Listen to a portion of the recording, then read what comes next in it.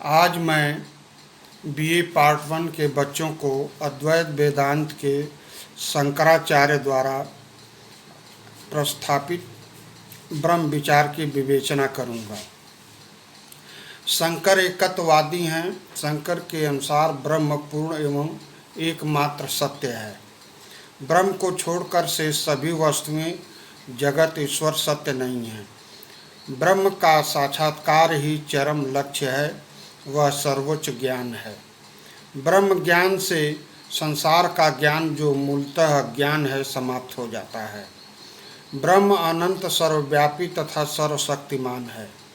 वह भूत जगत का आधार है, जगत का विवर्त है, परिणाम नहीं। शंकर ने केवल इसी अर्थ में ब्रह्म को विश्व का कारण माना है। इस विवर्त से ब्रह्म पर कोई प्रभाव नहीं पड़ता। जैसे कि एक जादूगर अपने ही जादू से ठगा नहीं जाता।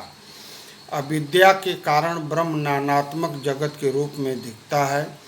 शंकर ब्रह्म की ही एकमात्र सत्ता मानते हैं। उनके अनुसार ब्रह्म ही एकमात्र सत्य है। जगत की अन्य वस्तुएं मिथ्या हैं। ब्रह्म सत्यम जगत मिथ्या, जीवो ब्रह्म ही ना पर। इसको पुनः एक बार सुन लें। ब्रह्म सत्यम जगत मिथ्या, जीवो ब्रह्म ही ना पर। शंकर के अनुसार सत्ता की 3 कोटियां हैं: पारमार्थिक सत्ता, व्यवहारिक सत्ता तथा प्रातिभाषिक सत्ता। ब्रह्म पारमार्थिक दृष्टि से पूर्णतः सत्य है। वह एकमात्र सत्य कहा जाता है। वह स्वयं ज्ञान है, प्रकाश की तरह ज्योतिर्मय है, इसलिए ब्रह्म को स्वयं प्रकाश कहा जाता है। ब्रह्म का ज्ञान उसके स्वरूप का अंग है। ईश्वर की सत्ता भी अद्वैत वेदांत है। पारमार्थिक दृष्टि से वही स्थान रखती है जो जीव की है। व्यवहारिक दृष्टि से जीव और ईश्वर दोनों की सत्ता और ईश्वर जगत का अभिन्न निमित्तोपादान कारण है।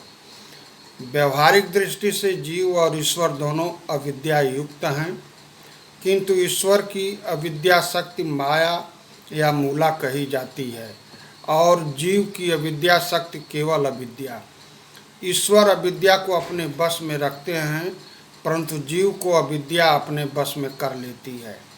ईश्वर आनंदमय है, क्योंकि अविद्या उस पर अधिकार नहीं कर पाती। जीव दुखमय है, क्योंकि अविद्या उस पर प्रभावी रहती है। अविद्या के ही कारण जीव कर्ता और भोक्ता बनता है तथा पाप पुण्य में लिप्त रहता है, सुख दुख भोगता है, परंतु ईश्वर इन सबसे निष्प्रभावी है।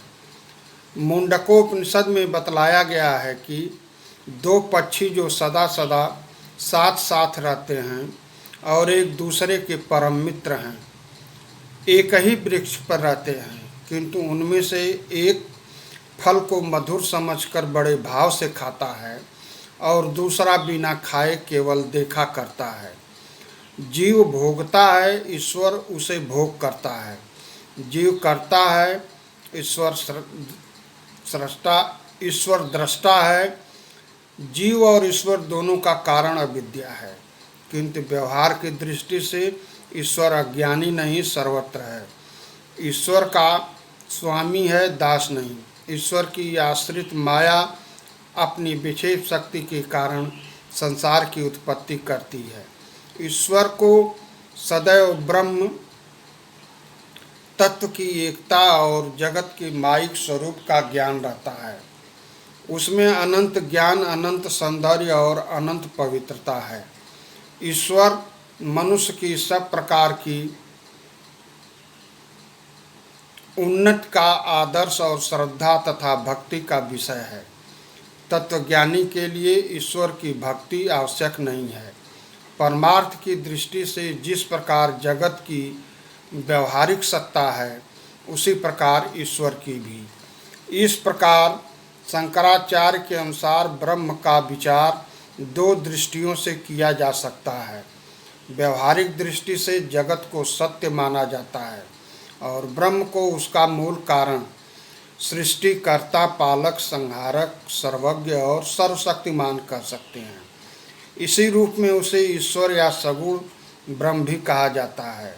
इसी रूप में ईश्वर की उपासना भी की जाती है।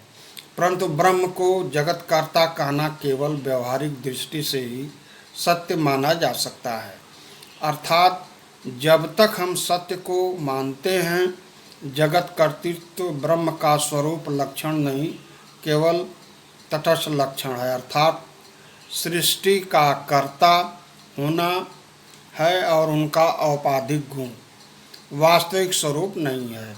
जैसे एक गणेरिया रंगमंच पर राजा बनकर अभिनय करता है, वह देश जीतकर उस पर शासन करता है। अब वास्तविक दृष्टि से वह व्यक्ति गणेरिया है, यह उसका स्वरूप लक्षण है, किंतु नाटक की दृष्टि से वह राजा, विजेता और शासक के रूप में प्रकट होता है, वह उसका तटस्थ लक्षण है। अर्थात ऐसा स्वरूप है जो उसके वास्तविक स्वरूप को स्पर्श करता है।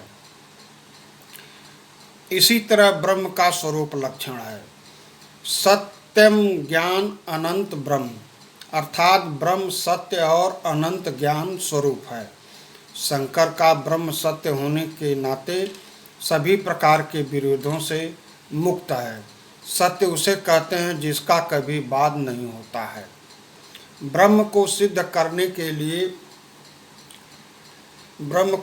करने के लिए शंकर कोई प्रमाण की आवश्यकता का अनुभव नहीं करते।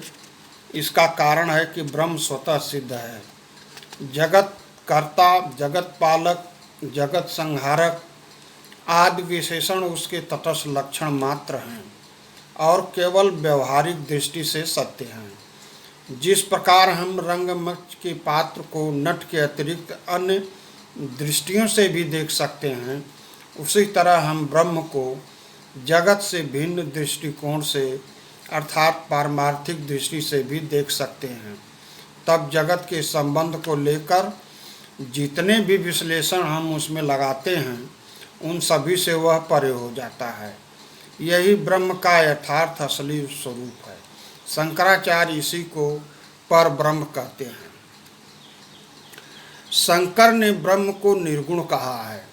उपनिषदों में सगुण और निर्गुण ब्रह्म के दोनों रूपों की व्याख्या हुई है। यद्यपि ब्रह्म निर्गुण है, फिर भी ब्रह्म को शून्य नहीं समझा जा सकता। ब्रह्म अपरिवर्तनशील है, उसका न विकास होता है न रूपांतर होता है, वह निरंतर एक ही समान रहता है। शंकर के ब्रह्म की सबसे बड़ी विशेषता है कि उन्होंने ब्रह्म को अनिर्वचनीय माना है।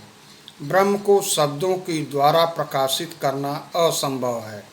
ब्रह्म को भावात्मक रूप से जानना भी संभव नहीं। हम यह नहीं जान सकते कि ब्रह्म क्या है, अपितु हम यह जान पाते हैं कि ब्रह्म का नेति अर्थात यह नहीं कहकर वर्णन किया गया है। शंकर उपनिषद के नेत विचार के आधार पर ही ब्रह्म की व्याख्या करते हैं। नेत का शंकर के दर्शन में इतना प्रभाव है कि वह ब्रह्म को एक कहने के बजाय अद्वैत कहते हैं। शंकराचार्य ने ब्रह्म के अस्तित्व को प्रमाणित करने के लिए कुछ तर्क दिए हैं जो अधोलिखित हैं। शंकर के दर्शन का आधार उपनिषद, गीता तथा ब्रह्मसूत्र है। इन ग्रंथों के सूत्र में ब्रह्म के अस्तित्व का वर्णन है, इसलिए ब्रह्म है। इस प्रमाण को श्रुति प्रमाण कहा जाता है। शंकर के अनुसार ब्रह्म सबकी आत्मा है। प्रत्येक व्यक्ति अपनी आत्मा के अस्तित्व का अनुभव करता है। इससे प्रमाणित होता है कि ब्रह्म का अस्तित्व है। इस प्रमाण को मनोवैज्ञानिक प्रमाण कहा जाता है। जगत पूर्णतः व्यवस्थित है। प्रश्न उठता है कि इस व्यवस्था का क्या कारण है। इस व्यवस्था का कारण जड़ नहीं हो सकता। इस व्यवस्था का एक चेतन कारण है, वह ब्रह्म है। इसे प्रयोजनात्मक प्रमाण कहा जाता है। ब्रह्म ब्रीह धातु से बना है, जिसका अर्थ है ब्रह्म ब्रीह धातु से बना है, जिसका अर्थ है वृद्धि ब्रह्म से ही संपूर्ण जगत की उत्पत्ति हुई है। जगत के आधार के रूप में ब्रह्म की ही सत्ता प्रमाणित होती है। यह तात्विक प्रमाण है। ब्रह्म के अस्तित्व का सबसे बड़ा प्रबल प्रमाण अनुभूति है। यह अपरोक्ष अनुभूति के द्वारा जाना जाता है। अपरोक्ष अनुभूति के फलस्वरूप सभी प्रकार के द्वैत समाप्त हो जाते हैं और अद्वैत ब्रह्म का साक्षात्कार होता है। तर्क या बुद्धि से ब्रह्म का ज्ञान असंभव है, क्योंकि वह तर्क से परे है। इसे अपरोक्ष अनुभूति प्रमाण कहते हैं। इस प्रकार अद्वैत वेदांत में शंकराचार्य द्वारा प्रतिपादित ब्रह्म का विवेचन समाप्त हुआ।